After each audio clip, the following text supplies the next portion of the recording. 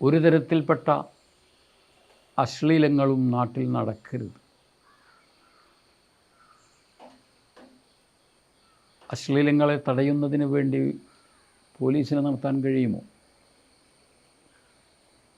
അങ്ങനെ നോക്കുമ്പോൾ പ്രായപൂർത്തിയെത്തിയ എല്ലാ ആണിനെയും പെണ്ണിനെയും തടഞ്ഞു നിർത്താൻ ഇവിടെ ഒരു യന്ത്രം വേണ്ടതുണ്ട്. ആ യന്ത്രത്തിൻ്റെ പേരാണ് ഇസ്ലാം കാര്യം 2-ാം നമ്പർ സ്വലാത്ത് എന്നത്. തൻഹാനിൽ ഫശായി വൽ മുൻകർ. നിസ്കാരം അത് സെക്യൂരിറ്റി ജോലി ചെയ്യുന്നു. നിസ്കാരം അത് പോലീസിൻ്റെ ജോലി ചെയ്യുന്നു. നിസ്കാരം അത് പട്ടാളത്തിൻ്റെ ജോലി ചെയ്യും. ഏതൊരു പൗരനെയും അവനെ മാനം മര്യാദയുള്ളവനാക്കി നിർത്തുന്നത് നിസ്കാരം ആണ്. ആ പ്രായപൂർത്തിയെത്തിയ ആണും പെണ്ണും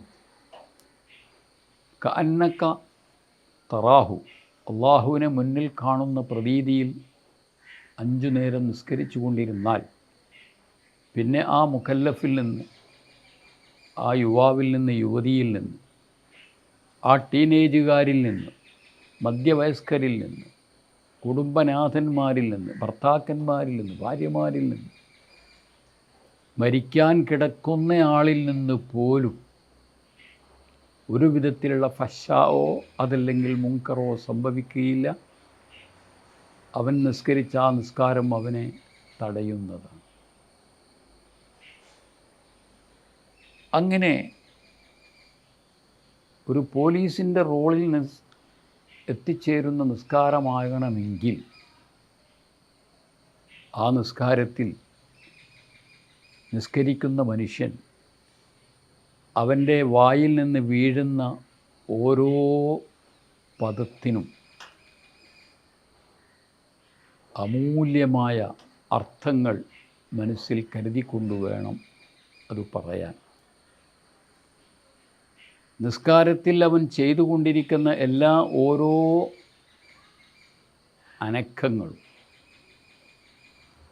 മേൽപോട്ടാവട്ടെ കീഴ്പോട്ടാവട്ടെ, ആ അനക്കങ്ങളും അവൻ നിർവഹിക്കുമ്പോൾ അതിൻ്റെ ഉള്ളിൽ പതുങ്ങിക്കിടക്കുന്ന ഒരു അനുസരണത്തിൻ്റെ കാണാക്കടൽ, കരകാണാക്കടൽ, അതിലേക്ക് ചിന്ത പായിച്ചുകൊണ്ട് വേണം ആ പ്രവർത്തനം ചെയ്യാൻ.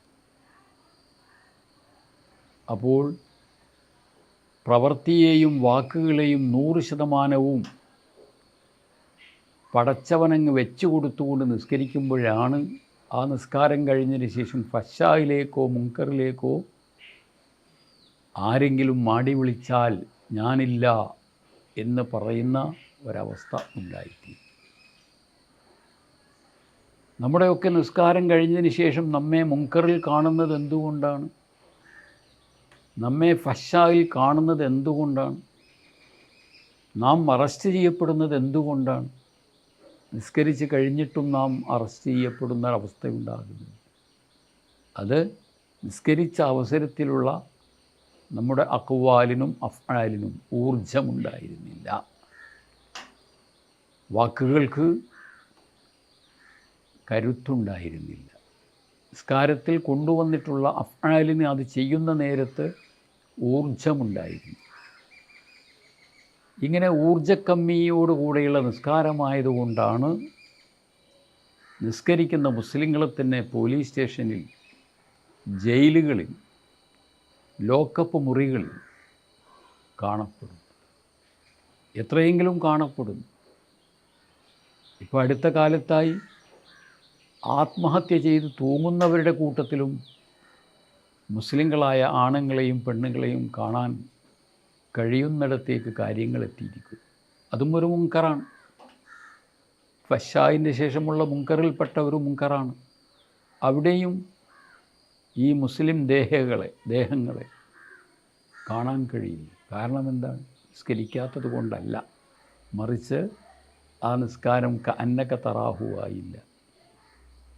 ആ നിസ്കാരത്തിലെ അഫ്ആലുകൾക്കും ആ നിസ്കാരത്തിൽ കൊണ്ടുവന്ന അഖ്വാലുകൾക്കും ഊർജം പോരാത്തതുകൊണ്ട് ഈ അഫ്ആലുകളുടെ കൂട്ടത്തിലെ ചില അഫ്ആല്, നിസ്കാരത്തിൻ്റെ അഫ്ആലുകളിൽ നിന്നുള്ള ചില ഫിഴലുകൾ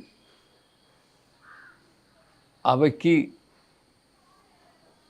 മര്യാദ പോലും കിട്ടുന്നില്ല എന്നുകൂടി പറയേണ്ടിയിരിക്കുന്നു.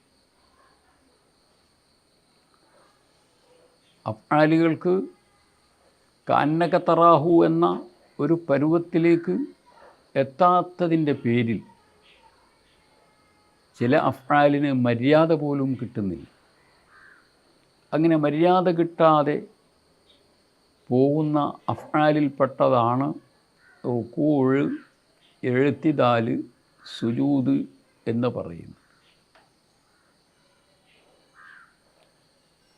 ആ അഫ്ആല് കൊണ്ടുവരുന്ന സന്ദർഭത്തിൽ അതിനോട് നീതി പുലർത്തണം, അതിനോട് മര്യാദ കാണിക്കണം.